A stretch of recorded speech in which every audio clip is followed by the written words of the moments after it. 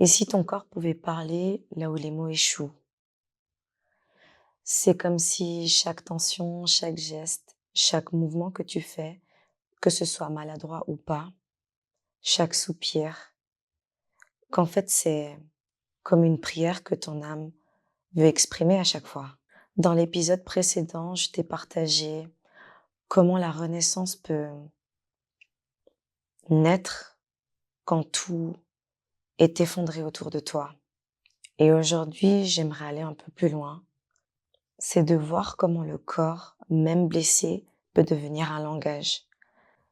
Un langage qui t'emmène vers la guérison.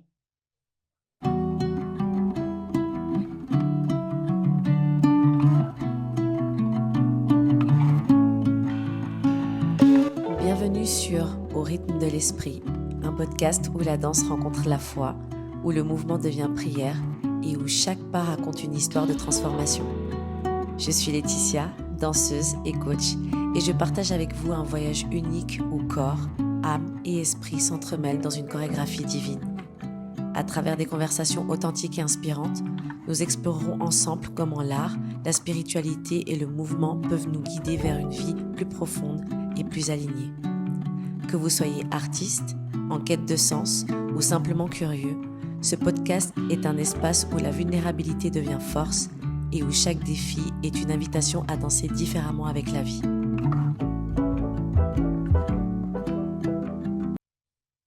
J'ai longtemps cru que la danse, c'était bouger selon les codes. C'est-à-dire que j'ai toujours été chercher la technique à fond. J'ai toujours voulu avoir le mouvement placé à tel endroit, comme ça, comme ça. La danse est technique, bien évidemment.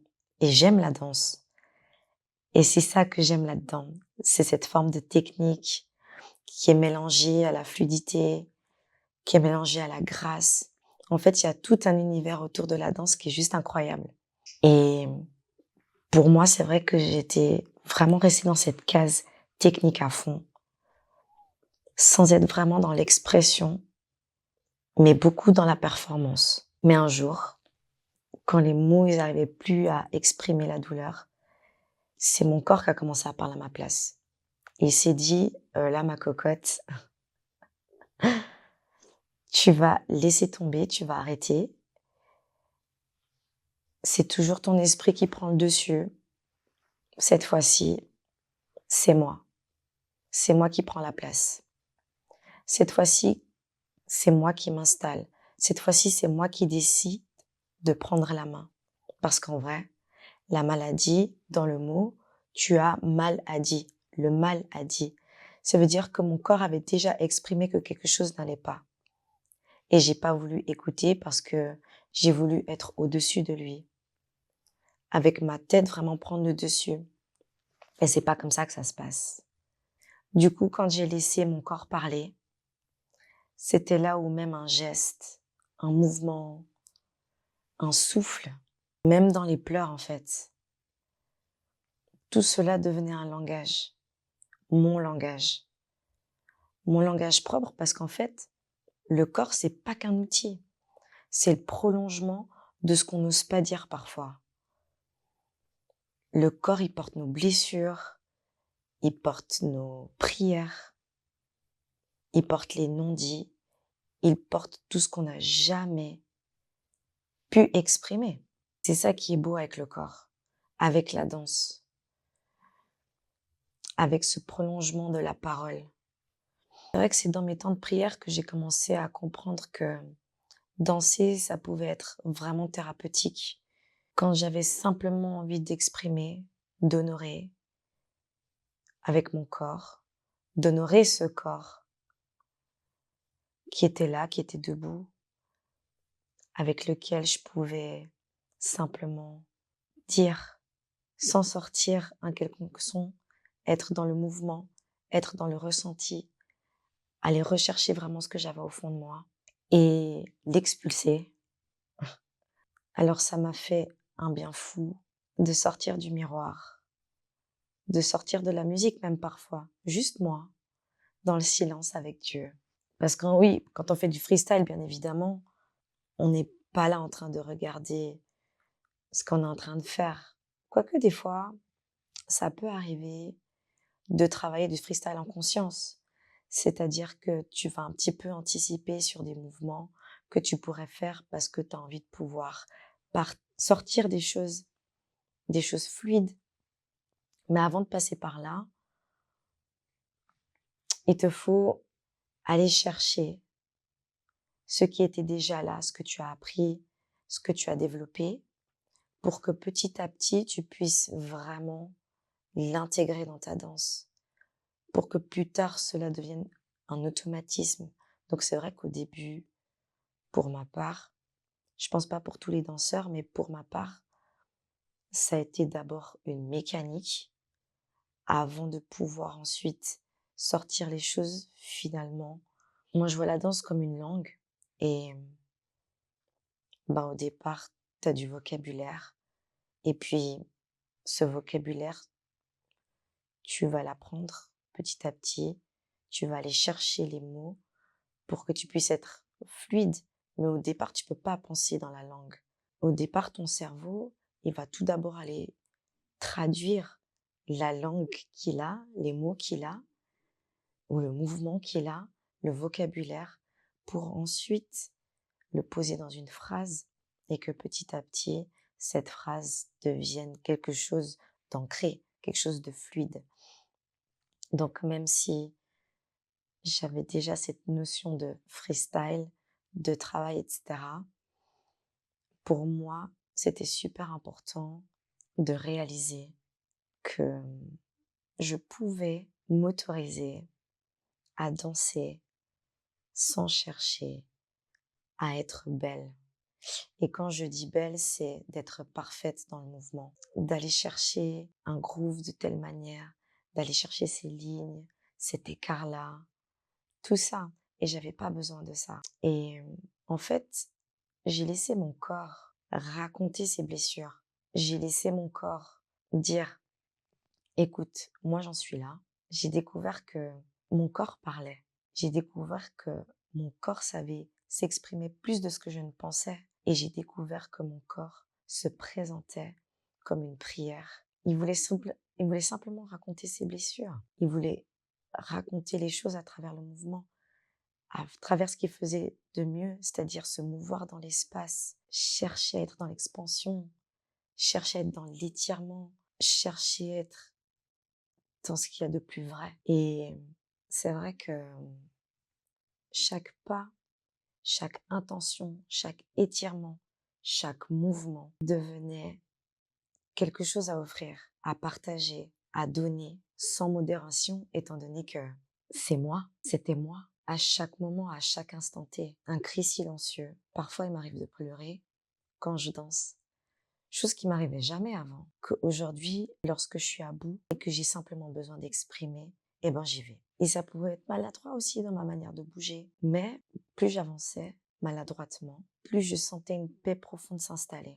Et au fur et à mesure, j'ai compris que mon corps était un lieu de combat intérieur, mais aussi un lieu où Dieu venait me rencontrer. Non pas malgré mes blessures, mais à travers elle. À travers elle, il y a une puissance dans le fait de bouger en conscience, de danser pour se libérer, de faire de chaque mouvement un acte de réconciliation avec soi. Quand j'ai pu petit à petit commencer à bouger, à me sentir un peu mieux, je me suis dit, ok, let's go, je vais faire des battles. J'ai commencé à faire des battles. Le gros battle que j'ai fait depuis que je suis tombée malade, ça a été le Red Bull Dance Your Style en 2024, où je suis arrivée deuxième. Et pour moi, c'était de la science-fiction. La science-fiction parce que, encore une fois, au moment où je suis arrivée pour battle, j'étais dans l'esprit de je veux faire à nouveau, je veux être parfaite. Et plus les heures avançaient, même la nuit d'avant, surtout la nuit d'avant, je me suis posée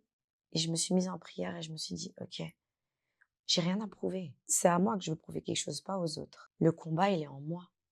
Il n'est pas à l'extérieur. Je savais qu'en fait, c'était ça, que le combat venait de moi, principalement, en moi. Ce qui se passait, ce qui allait se passer. Et c'est ça qui a été compliqué. C'est ça qui a été difficile, la veille du moins. Parce que je me disais, oui, mais peut-être que je vais avoir l'air ridicule, parce que j'avais l'impression de plus avoir possession de mon corps. J'avais l'impression que j'allais faire n'importe quoi, que finalement, j'allais pas pouvoir envoyer ce que je voulais vraiment, que j'allais me ridiculiser et tout. Et le jour J est arrivé et je me suis dit: «Bon, en fait, soit arrête de vouloir être dans le faire constamment, soit juste être soi, exprimer la joie d'être là». Et c'est ça, ce jour-là, le jour de la finale, c'est de la joie que j'avais au fond de moi. C'est de la joie que je voulais exprimer, la joie de pouvoir danser, la joie de pouvoir être dans mon art, de pouvoir exprimer les choses et d'être justement dans cette reconnaissance, d'être dans tout mon être, pas juste avec des mots, mais avec mes muscles, mes os et mes cicatrices. Et c'est vrai que lorsque tout ça est arrivé, je me suis dit, j'ai envie de mettre en place des choses. Et j'ai commencé à proposer des ateliers danse-prière, parce que c'est un espace où je me disais que pour les gens, il n'y a pas de spectateur, il n'y a pas de juge, c'est juste des âmes en quête de guérison parce que c'est ce que la danse fait dans ma vie grâce à ce don. Parce que pour moi, la danse, c'est un don divin, c'est un cadeau. Qu'on aime ou pas la danse, quand on regarde quelqu'un danser, bien sûr, ensuite avec les sensibilités de chacun, mais on voit quelque chose de magnifique là derrière. Et en fait, c'est juste trop beau ce que la danse apporte. Tout ce que ça m'a appris, enfin, tout ce que cela m'a appris dans ce cheminement, c'est que il faut écouter son corps. Il faut écouter son corps. S'autoriser à le laisser s'exprimer, à le laisser prendre sa place, à le laisser parler. Danser pour soi, pas pour être vu. Bien sûr, après, quand tu fais de la scène, c'est différent, mais parce que le travail, tu le fais pour qu'il soit vu. Tu y mets du cœur, tu y mets du tien, tu mets tes tripes, tu mets ton langage, ta couleur, ton univers. Mais lorsque tu danses, simplement pour exprimer, danse pour toi, va chercher à l'intérieur. Parce que la guérison, elle commence dans l'intimité, dans ton face-à-face. Invite l'esprit dans ton mouvement. Demande à Dieu de venir habiter chacun de tes gestes. Tu vas voir comment tu peux être porté. C'est ça qui m'a permis d'être portée pendant ce battle-là. Et les autres que j'ai fait et que je fais encore aujourd'hui. Tu sens que t'es léger. Et t'as pas besoin de penser à est-ce que je vais tenir, mais simplement j'ai envie d'y aller jusque là où je peux, d'y aller plus loin. Mon corps, il a pas besoin d'être parfait. Le corps n'a pas besoin d'être parfait, en fait. Pour être un instrument de guérison, il a pas besoin d'être parfait, il a juste besoin d'être écouté. La danse, c'est pas seulement un art, c'est un chemin de guérison, un espace où l'âme peut s'exprimer quand les mots sont trop petits, quand on trouve pas les mots, quand on a tendance à faire silence sur les choses. Le corps, c'est là où il peut parler, là où il peut s'exprimer. Il porte les blessures, il porte toutes les choses, il porte tous ces dialogues silencieux. Il porte ton histoire, toute ton histoire. C'est-à-dire que tu peux être face à quelqu'un, lui raconter une partie de toi, et c'est ok, on se connaît pas peut-être, donc tu vas raconter quelque chose, mais de léger, de petit. Mais quand tu danses, tu peux pas mentir. Tu peux pas mentir. Tu vas être vrai. Tu vas être vulnérable. Tu vas être authentique. Et non seulement tu vas être vrai par rapport à toi, mais tu vas aussi pouvoir exprimer énormément de choses. Des choses visibles, des choses invisibles.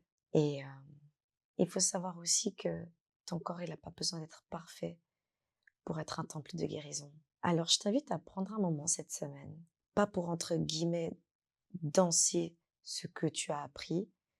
Bien sûr, tu as appris plein de choses, donc tu as peut-être envie de mettre ça en pratique, mais plutôt pour bouger librement, sans attente. Chez toi, juste toi, juste toi et Dieu. Dans le prochain épisode, je te parlerai de mouvement et souffle, mes piliers dans la résilience physique. Merci de m'avoir écouté aujourd'hui. Si cet épisode t'a touché, n'hésite pas à le partager, à laisser un avis dans les commentaires ou à m'envoyer un message. Et souviens-toi, chaque mouvement, même le plus discret, il a le pouvoir de te ramener à toi-même. Ciao!